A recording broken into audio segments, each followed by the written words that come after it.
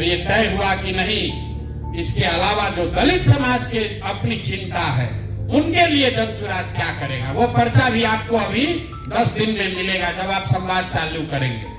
तो जो पहला वादा किया जा रहा है, मैंने जो आपको आंकड़ा बताया कि सिर्फ 3% दलित समाज के बच्चे 12वीं पास कर रहे हैं, तो ये तय किया गया कि 10वां पास जो भी करेगा, जो भी दलित समाज का बच्चा 10th पास कर जाए, 50% अगर उसको मार्क्स आया है 50 या ज्यादा, उसको कम से कम 2000 रुपया महीना का स्कॉलरशिप मिले, ताकि वो आगे का पढ़ाई जब तक चाहे वो कर सके। इस पर आपकी सहमति है कि नहीं है? है सहमति ना भाई? इसको रखा जाए ना, इसको रखा जाए। दूसरी बात, यहाँ पर सबसे बड़ी समस्या लोगों ने बताया, भैया घर बनाने के लिए जमीन नहीं है। आपको मालूम है यहाँ कानून है, कानून ये है कि जो गरमजरवा जमीन है उससे कम 3 डिसमिल जमीन दलित परिवारों को जरूर मिलना चाहिए। जहां पर ब्लॉक में, पंचायत में गरमजरवा जमीन नहीं है, वहां डीएम को प्राइवेट जमीन खरीद कर जमीन आपको देनी है। लेकिन ताली मत बजाइए, तो कानून पहले से है, लागू नहीं है।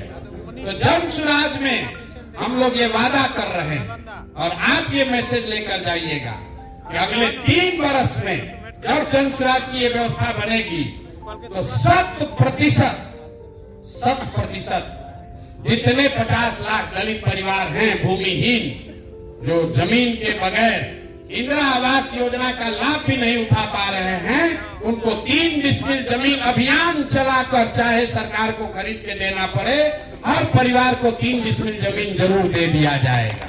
ये दूसरे बात होना चाहिए कि आप सहमत हैं कि कोई चेंज होना चाहिए? घर बनाने के लिए 3 डिसमिल जमीन मिलने की बात होनी चाहिए कि नहीं? 5 का है, 3 का है, 3 डिसमिल। सर 1 मिनट सर, सरकार का जो योजना था उसको अभियान बसेरा कहा गया था, तो 3 डिसमिल हुआ 14 अधूरा, 5 डिसमिल होता है मकान में सहन मकान और बारी, इसलिए 5 डिसमिल। अच्छा, अभी हम लोग 3 की बात किए हैं, ये भाई उठा रहे 5 की बात, इसको देखना पड़ेगा, हम अभी वादा नहीं कर रहे हम लोग।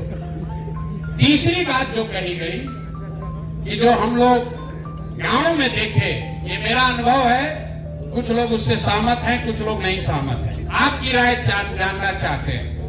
हमने देखा कि बिहार में बहुत बड़ी संख्या में जो लोग खेती, अपना खेत बटाई पर देते हैं, वो दलित समाज के लोग वो बटाई पर जमीन नहीं ले पा रहे। उसकी 2 वजह दिखी। एक तो दलित समाज के पास, कई साथियों के पास पैसा ही नहीं है कि खेत बटाई पर भी ले सके, और दूसरा ये दिखा कि कई जगहों पर लोग दलित समाज के साथियों को इसलिए जमीन नहीं देते हैं कि डरता है कि अगर दलित समाज के लोगों को जमीन पट्टा पर देंगे, बटाई पर देंगे तो कब्जा कर लेगा। चूंकि पहले यहाँ जमीन को लेकर संघर्ष चला है, तो इसलिए जनसुराज ये सुझाव के तौर पर रख रहा है, आप लोग इस पर अपना मत दीजिए कि अगर जनसुराज की व्यवस्था बनेगी तो सरकारी जमीन जो है उसको सरकार पट्टे पर दलित समाज के साथियों को प्रायोरिटी पर दे, ताकि आप भी खेती कर सके और आपको मजदूरी न करना पड़े। दलित समाज में एक बहुत बड़े वर्ग को किसानी से जोड़ा जाए, इसलिए ये हम लोग वादा करना चाहते हैं। चौथी बात जो कही गई कि दलित समाज के जो साथी हैं, जो कॉन्ट्रैक्टर बनना चाहते हैं, कुछ छोटा मोटा बिजनेस करना चाहते हैं, उनको पूंजी कर्जा नहीं मिलता है, तो एक विशेष अभियान चलाकर दलित समाज के युवाओं को ट्रेनिंग, प्रशिक्षण और उनको ऋण की व्यवस्था सरकारी गारंटी पर किया जाए, ताकि आपको बैंक में जमीन न रखना पड़े। आपके पास है ही नहीं तो आप गारंटी दे नहीं पाते, आपको लोन मिलता नहीं है, तो सरकार अपने गारंटी पर दलित समाज के प्रशिक्षित युवाओं को लोन मुहैया कराए। ये चौथी बात कहना चाहते हैं। और 5वीं बात जो राजनीतिक है, जितनी आपकी संख्या है, आपको रिजर्वेशन आरक्षित सीट पर मिला हुआ है।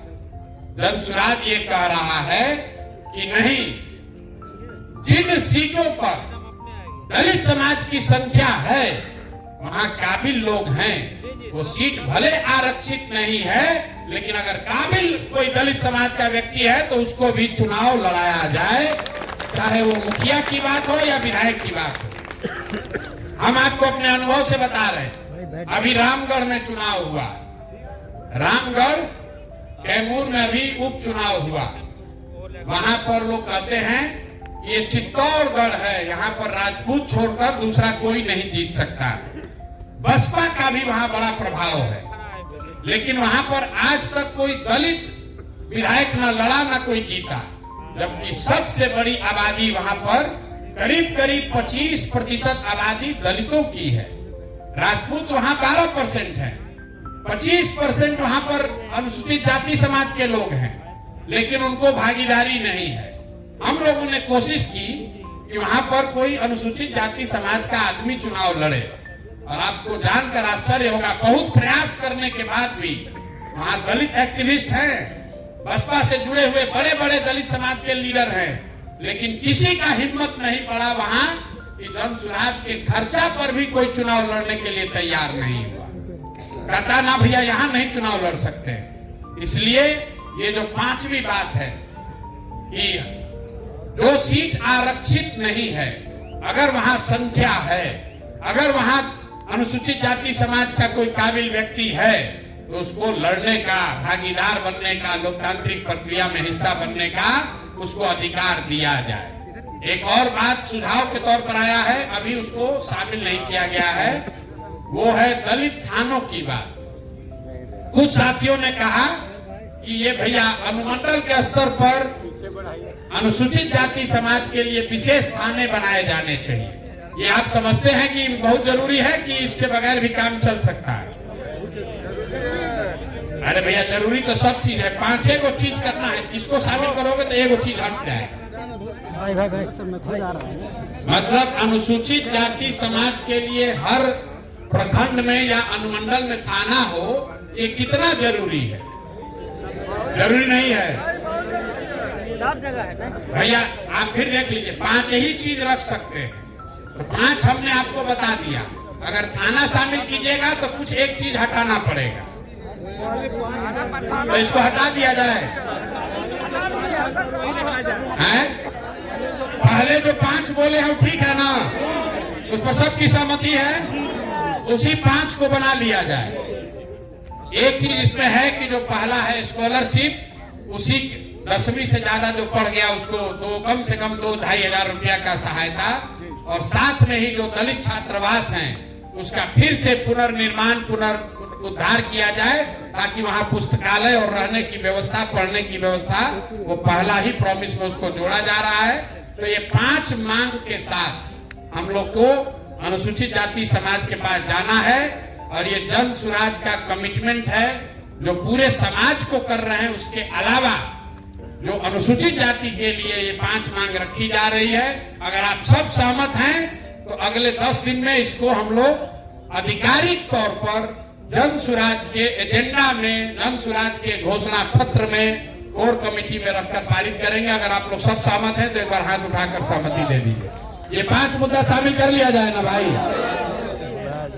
तो अब कितने लोग ये समझते हैं कि अगले 10 दिन में 5 साथियों को, जो राजनीतिक सामाजिक समझ रखने वाले लोग हैं, कितने लोग समझ रहे हैं कि आप अपनी टीम बना लीजिएगा? आधा लोग हाथ उठाया, आधा नहीं उठाया। जो आपको कल से फोन जाना शुरू होगा, ये हो जाएगा ना। और जो जो टीम बनाएंगे उसको भूलना नहीं है। एक आदमी युवा साथी जो डिजिटल का समझ रखता है, जो काम आप कीजिए उसको बताना भी जरूरी है। जो काम कीजिएगा वो लोगों को दिखना चाहिए। तो ये काम पूरा कर लीजिए। 1 मिनट, हाँ बोलिए। हमारा कहना है कि एक डिजिटल मोबाइल आप अपने तरफ से अच्छा क्वालिटी का दे देंगे। आप पहले एक आदमी चुनिए, हम 50,000 को दे देंगे। 50,000 डिजिटल वाहिनी, जितने आप अम्बेडकर वाहिनी चुन कर लाए, आपने सुना नहीं, जितने 50,000 बच्चे आप चुन कर लाएंगे जो अम्बेडकर वाहिनी बनेंगे, उनको मोबाइल, उनको उनका रिचार्ज, उनको आगे का प्रशिक्षण, वो सब काम जन स्वराज के खर्चे पर किया जाए। पहले आप आदमी को खोजो यार। पहले आदमी तो ना मोबाइल लेने वाला नहीं, मोबाइल लेने वाला नहीं, जो उसको लेकर समाज के लिए कुछ करे उसके लिए। इसीलिए पहले आपको गाड़ी नहीं दे रहे, आप 10 दिन में काम करके दिखाइए, गाड़ी आपको मिल जाएगी। उस गाड़ी से आप राजनीति कीजिए, अपनी पहचान बनाइए, अपने समाज के लोगों का भला कीजिए। धनसुराज जीते चाहे हारे, 2 महीना मेहनत करोगे, कम से कम अपने प्रखंड में सबसे सशक्त चेहरा आप बन जाओगे। ये काम हर हालत में करना है। आपका इस्तेमाल बहुत लोगों ने किया है। लोग कहता है भैया हम लोग का इस्तेमाल बहुत लोग करता है। अरे कम से कम अब आपके पास अवसर आया है, आप जनसुराज का इस्तेमाल करके 2 कदम आगे बढ़ जाइए। इतना तो होना चाहिए ना भाई। बहुत लोग कह रहा है प्रशांत किशोर पागल हो गया है, इसका पैसा लोग लूट लेगा। हमको भरोसा है कि जिस समाज में लोगों ने सिर्फ दिया है, कुछ लिया नहीं है, उसमें हम ये ताकत लगा रहे हैं। आप पर हमको भरोसा है, आप कोई धोखा नहीं करेगा, कोई धोखा नहीं करेगा। हमको मालूम है कोई धोखा नहीं करेगा, कोई धोखा नहीं करेगा। हमको ये मालूम है। ये सुविधा सवर्णों को नहीं दी जा रही, ये सुविधा ओबीसी वर्ग को नहीं दिया जा रहा। सिर्फ 3 समाज के लोग, महिलाएं, अनुसूचित जाति, मुसलमान और अति पिछड़ा समाज के लोगों में नीचे से नेतृत्व खड़ा हो, इसके लिए जनसुराज ये व्यवस्था बना रहा है। तो आप, और उसमें भी हमेशा की तरह सबसे पहली शुरुआत आपके द्वारा की जा रही है। सबसे पहला बैठक आपका महिलाओं का हुआ और अब आपका हो रहा है।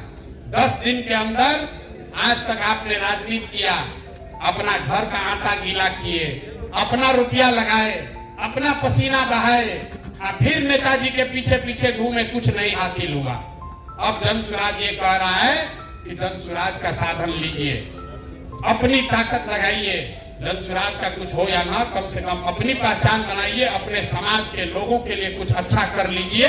इतना काम तो कर लीजिएगा ना भाई, कर लीजिएगा ना।